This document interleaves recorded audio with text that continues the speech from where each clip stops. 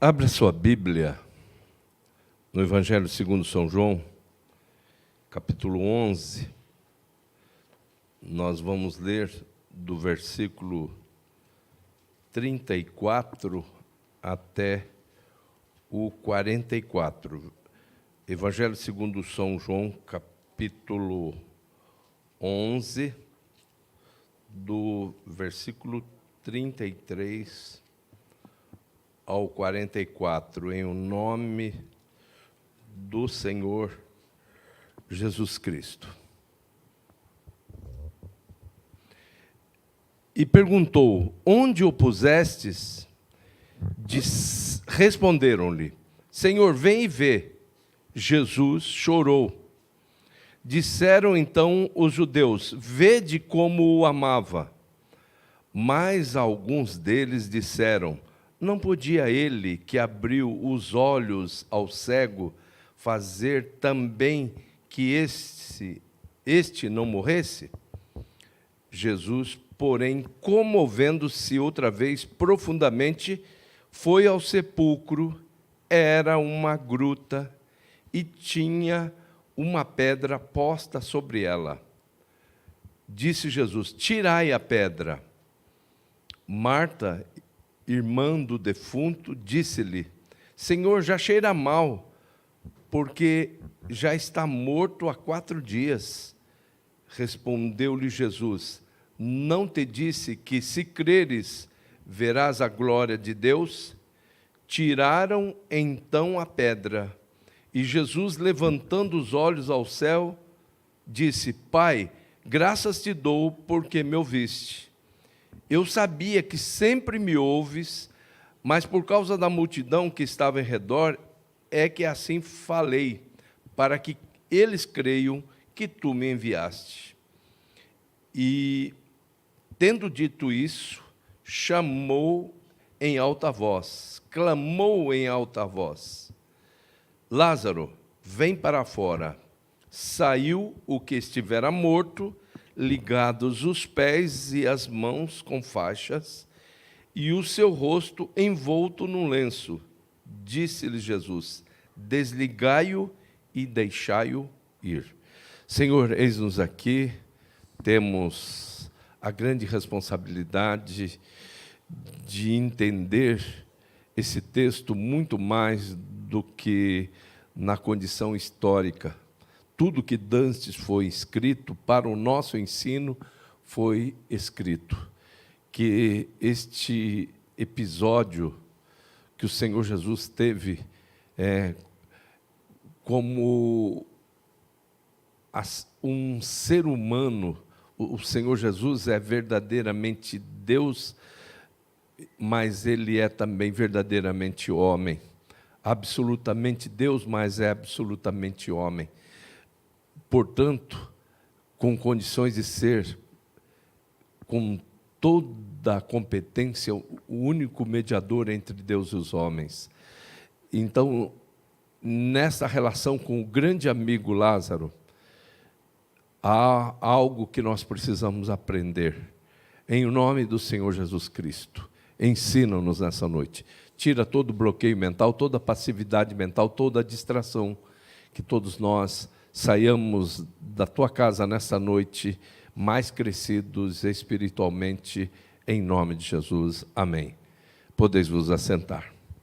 Que a paz do Senhor Jesus continue reinando em todos os corações. Nosso tema hoje é: Ele continua bradando, sai para fora. Por que Ele continua bradando? Porque existem mortos que estão por aí com aquela fantasia de vivos, né? Com aquela máscara de vivos. O Senhor Jesus Cristo, Ele chamou um rapaz para segui-lo, e o rapaz disse: eu preciso enterrar o meu parente.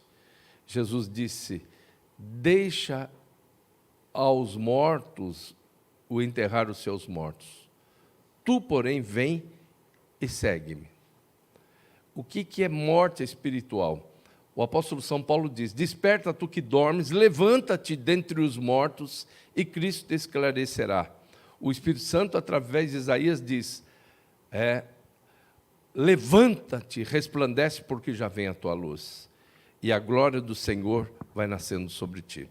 O Senhor está levantando nesses últimos tempos, eu fiquei muito feliz por uma ratificação daquilo que foi falado pelo Espírito Santo há alguns anos atrás, antes da morte do grande evangelista David Wilkerson.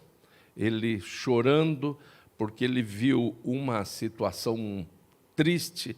Ele, ao terminar uma cruzada evangelística, foi para o hotel, e lá no hotel ele ligou a televisão e começou a ver notícias terríveis de morte, de assassinatos, e aquelas questões que acontecem nos Estados Unidos, de pessoas entrando em escolas, dando tiros, matando crianças, matando funcionários da escola. E ele ficou muito triste com o que estava acontecendo, a briga forte na questão que eles chamam de racial. Eu continuo dizendo que não existe raças humanas, existe só a raça humana, mas a briga que aconteceu lá, e acontece de vez em quando em muitos lugares, começam a chamar dessa maneira. Tudo isso está por conta, né? Nós não sabemos por que a humanidade não consegue enxergar isso. Aquilo que o Espírito Santo revela através do apóstolo São Paulo. A nossa luta não é contra seres humanos, e sim contra principados e potestades, contra príncipes das trevas, contra as hostes espirituais da maldade nos lugares celestiais. E ele começou a ver todas aquelas cenas terríveis na televisão, e ele começou a chorar, começou a falar com Deus, e que coisa terrível, eu preguei tanto o Evangelho, eu queria...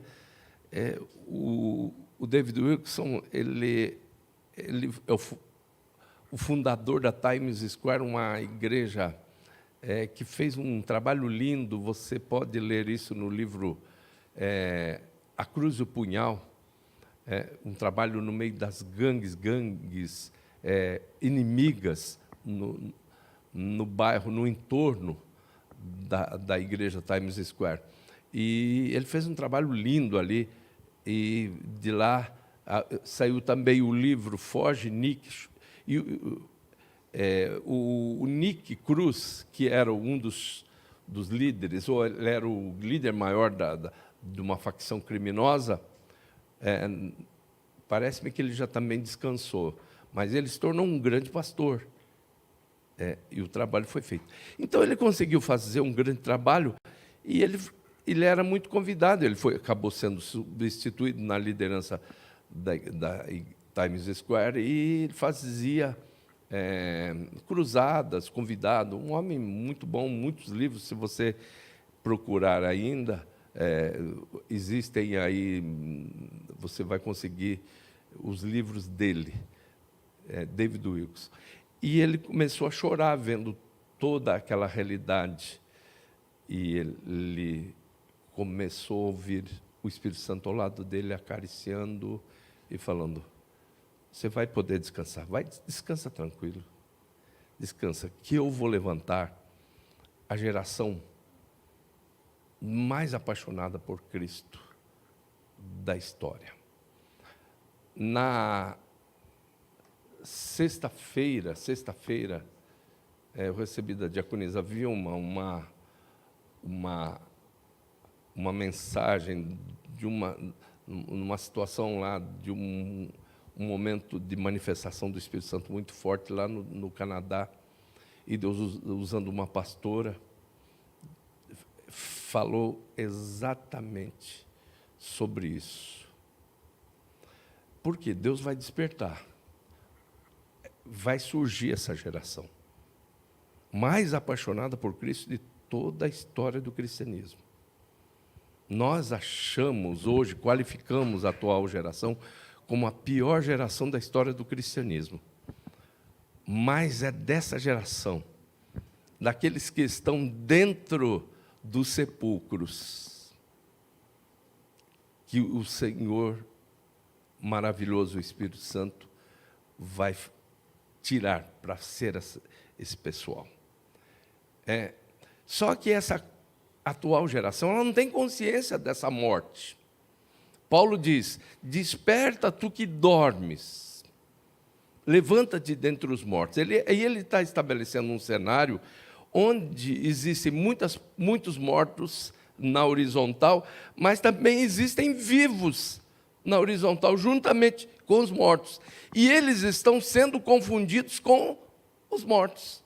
Então, se vê ali, por amostragem, digamos, alguém é feito um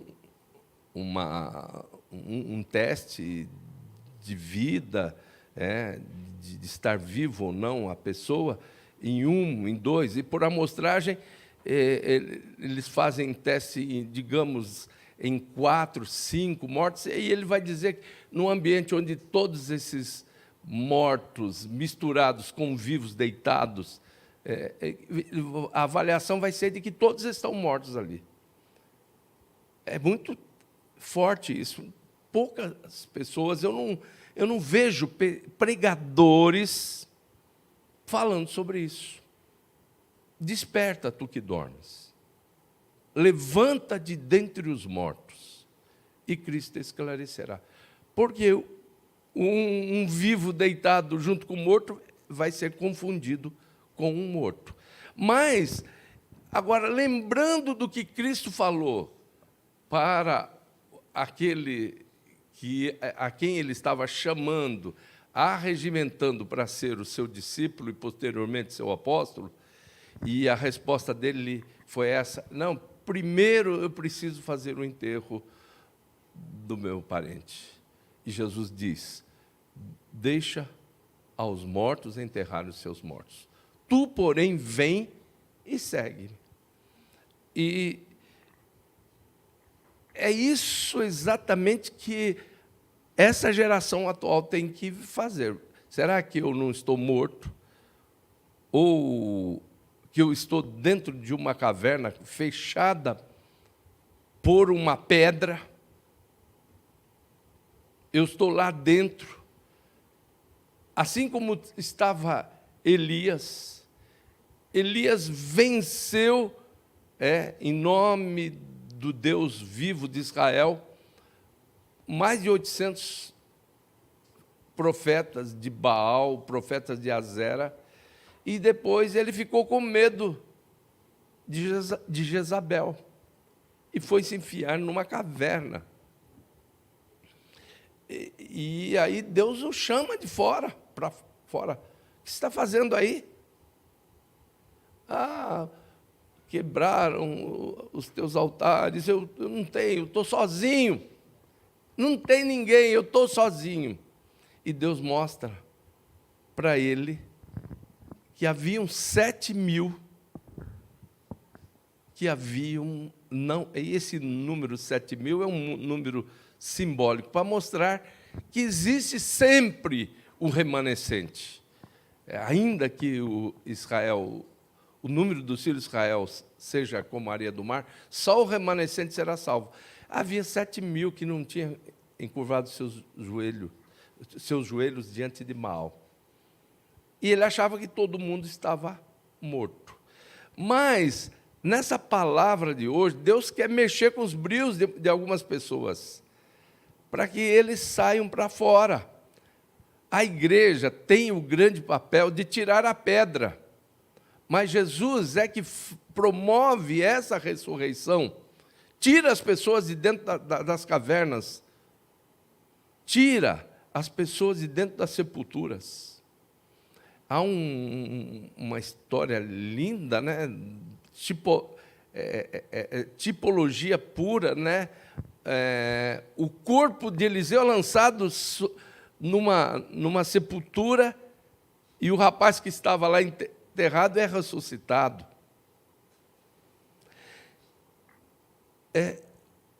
Você percebe, Olha só que eu coloquei no dia 19 no Facebook. Você percebe que está quase morto, meio morto ou inteiramente morto quando não sente a dor do próximo. Não consegue ver a beleza da flor. Já não fala com Deus. Então, as pessoas precisam acordar. Se o mundo, se eu não consigo chorar com os que choram, se eu vejo alguém sofrendo e não existe o mínimo de sensibilidade, eu estou morto. Ainda que eu vá ao médico, que eu vá fazer uma avaliação, que eu vá fazer lá um teste de esteira, fazer todos os testes. E aí vejo que eu estou bem. O último teste de esteira que eu fiz já há algum tempo, eu falava para a menina, diminui isso aí que você vai querer me matar. Ela falou, não morre não, seus batimentos cardíacos estão ótimos, estão bons. E ela colocava mais e mais e mais para mim. E aqui bem no Tatuapé eu fiz um teste, a última vez do meu coração, e o rapaz, o médico que avaliou, falou, seu coração está ótimo, mas pode ser que eu esteja morto. Com toda essa avaliação. Deixa os mortos enterrar os seus mortos. Então, hoje, o grande desafio é esse. Você está vivo ou morto? E se você está morto, e no sentido espiritual, tão morto quanto estava Lázaro, que já tinha morrido há 3 dias, os judeus acreditavam que só depois do 3º dia a alma se desprendia do corpo. Então Jesus, de uma maneira proposital, de maneira muito inteligente, sábia, ele espera. Então ele estava distante de Betânia e vieram trazer a notícia. Aquele a quem tu amas está doente. E aí ele diz, essa enfermidade não é para a morte, mas é para que, através dela, o Filho de Deus seja glorificado. E depois, num determinado momento, ele mesmo toma a iniciativa, precisamos ir para Betânia. O nosso amigo morreu. E eles não entendem nada. Sabe, porque para Jesus parece-me que estar vivo ou morto é a mesma coisa, até porque você lê no Salmo 139, as trevas e a luz são para o Senhor a mesma coisa. Para o autor da vida, tanto faz ser morto de um dia, como de 2, de 3, e ir lá de uma maneira sábia, inteligente, assim, apologética, porque era uma disputa com fariseus, saduceus, essênios, zelotes, herodianos, todos esses partidos estavam lá. E eles ficavam todos ali procurando alguma coisa para pegar em Jesus. E Jesus, está bom, vocês acreditam que é com 3 dias que a alma se desprende do corpo. Então ele vai, depois de 3 dias, ele já está dentro da sepultura, está dentro da caverna. Ele falou, deixa para mais um dia, 4 dias. E a irmã dele diz, Senhor, já está cheirando mal, é de 4 dias. O importante é que eu fico feliz no que está, o que pode acontecer por aí, é que tem pessoas que podem estar mortas de 4 dias, o Senhor pode ressuscitar espiritualmente. E aí ele diz, Lázaro, não, ele primeiro diz, olha que coisa linda. Ele diz, pessoal, tirem a pedra. Eu não tiro pedra. Quem tira a pedra é o ser humano. Tirai a pedra, embora na música da Aline Barros está escrito, estão cantando, remove a minha pedra, me chama pelo nome. Aquilo não tem nada a ver com o escrito lá de João 11. Porque quem remove a pedra, quem tira a pedra, é o ser humano. Provérbios 16:1. Do homem são as preparações, do Senhor a resposta da boca. E aí, então, eles fazem. E pelo simples fato deles tirarem a pedra, Jesus levanta os olhos para o céu e agradece ao Pai. Mas espera aí, Lázaro está lá dentro, está cheirando mal, e tirou a pedra, só tirou a pedra, e com certeza, tirando a pedra, o cheiro, o estado de putrefação vem mais forte nas narinas. Não, e ele está ali. Tiram a pedra, ele levanta os olhos para o céu e agradece. Pai, graças te dou, porque me ouviste. O que Jesus estava mostrando nisso tudo? Que é mais difícil o homem tirar a pedra do que ele ressuscitar. Então, ele continua dizendo, tirai a pedra. Mas isso nós já pregamos aqui algumas vezes, e enumeramos aí um número maior de 10 pedras que precisam ser retiradas para que haja ressurreição. A pedra do perdão, a pessoa não perdoa, a pedra da incredulidade. Se creres, verás a glória de Deus. Se não creres, não verás a glória de Deus. A pedra da incredulidade atrapalha, precisa tirar. A pedra da ausência do perdão, a pedra da falta de sabedoria, pedis e não recebeis porque pedis mal. E tem uma série de pedras que precisam ser retiradas para que Jesus ressuscite. Agora, só que hoje nós estamos mais à frente do tirar a pedra. Porque eles tiram a pedra, Jesus agradece ao Pai, porque ele, na relação entre o Filho e o Pai, entre o Filho e o Espírito Santo, eles acham que é uma grande maravilha o homem tirar a pedra. Graças te dou ao Pai, porque me ouviste. Ele atribui ao Pai o fato da sensibilidade que fora dada àquelas pessoas para elas tirarem a pedra. E na sequência ele diz, e é o que diz, continua dizendo hoje, sai para fora. Lázaro, sai para fora. E é possível que Deus esteja falando, Antônio, Francisco, sai para fora. Assim como o Senhor disse para Elias, o que você está fazendo aí dentro da caverna? Não, eu saio se a voz de Deus for como um trovão, como um relâmpago.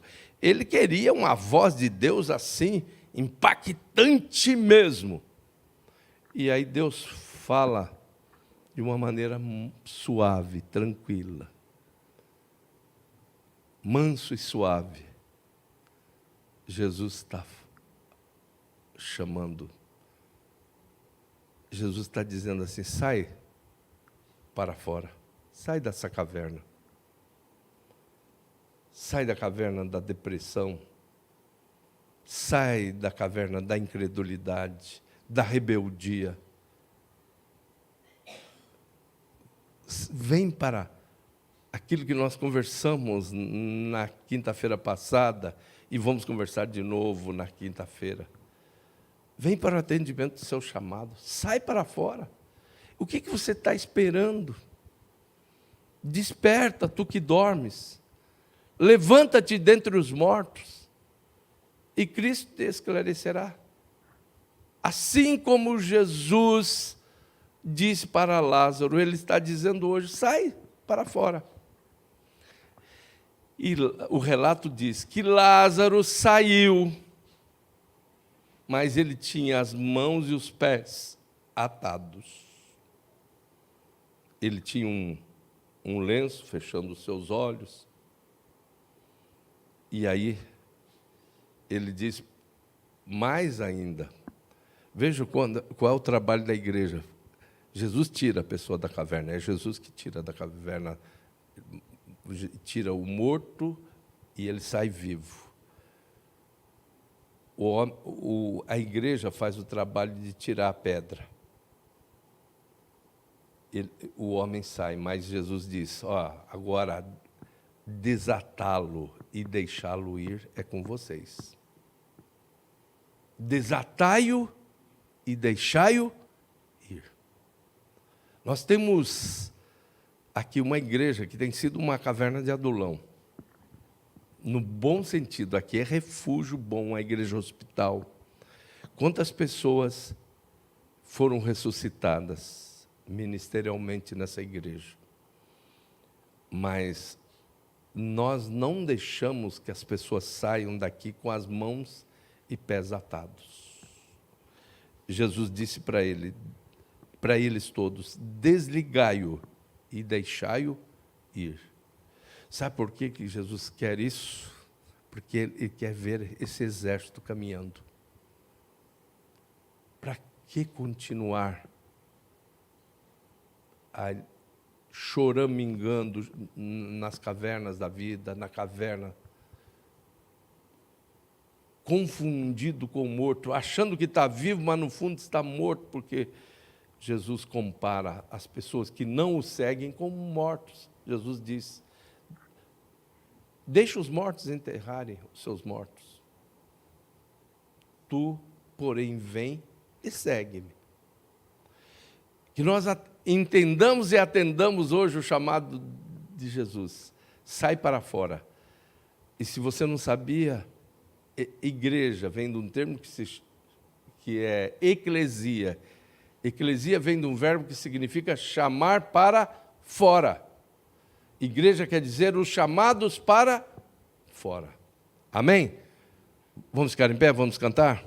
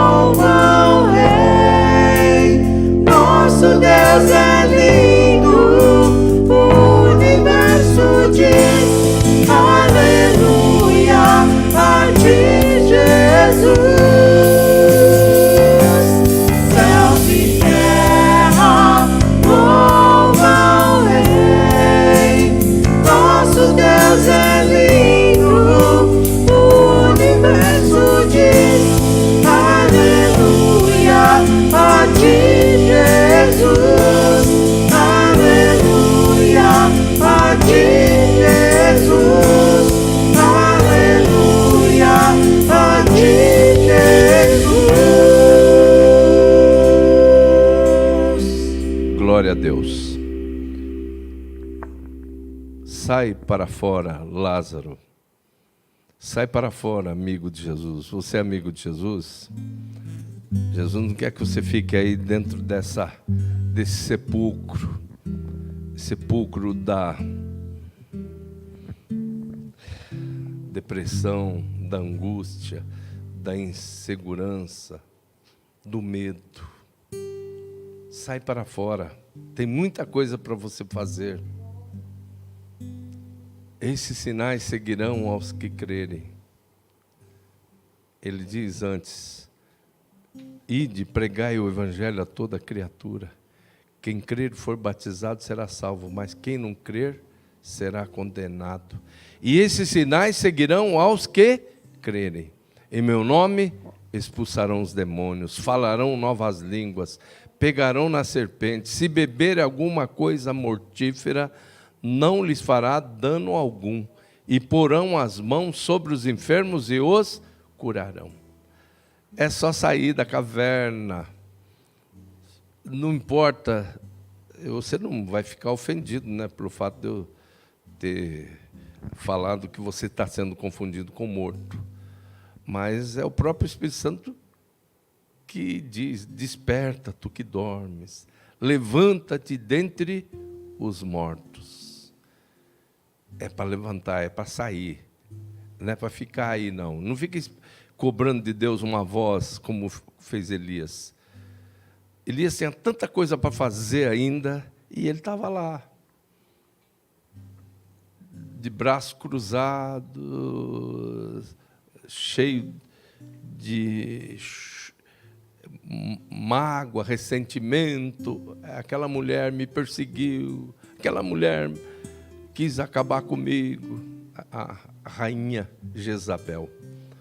Mas, na realidade, maior era o que estava na vida dele do que o que estava na vida de Jezabel. Na realidade, nós vamos entender que Jezabel é um espírito que persegue o povo de Deus desde esse tempo, né? Pela primeira vez que ele vem com essa cara, né? Com esse nome de Jezabel, e ele vai aparecer lá numa das 7 igrejas do Apocalipse. Esse espírito vai aparecer lá na igreja de Tiatira. O espírito de Jezabel persegue. Agora, você não tem que ter medo. Você não tem que ter medo desse... preste bem atenção, na minha terra diz o seguinte: rastro de onça não é onça. É só rastro de onça. Tem gente que tem medo de rastro de onça. Levante a sua cabeça e saia. Vai fazer a obra de Deus. Saia da sepultura, da caverna, o que você quiser chamar. Pode chamar de zona de conveniência. Chama o que você quiser. Mas saia para fora. Lázaro está sendo chamado mais uma vez. E você pode ser Lázaro, porque Lázaro representa todos os grandes amigos de Jesus. Sai para fora.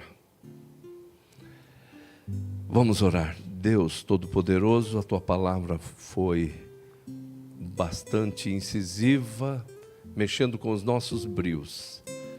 Que nós saiamos do ócio, da indolência, da inoperância, cavernas que podem ser chamadas de zona de conforto, mas na realidade revelam que existe uma morte há 1 dia, 2 dias, 3 dias, 4 dias. Talvez como estava Lázaro, até cheirando mal.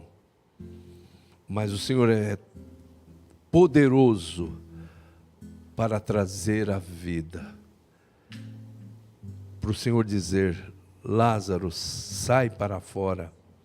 E Lázaro saiu, tendo as mãos e os pés atados. E o trabalho da igreja é desatá-lo e deixá-lo ir. existe tanta coisa para ser feita, Senhor. E as pessoas se submetam, as pessoas se entreguem, que não tenham medo de muito serviço, porque há muito que fazer. Os campos estão brancos para a ceifa, há muito que fazer. Mas que todos nós estejamos dizendo, como disse Isaías: eis-nos aqui, envia-nos a nós. Em nome de Jesus nós oramos e para a glória de Jesus dizemos amém, graças a Deus. Nós vamos agora para o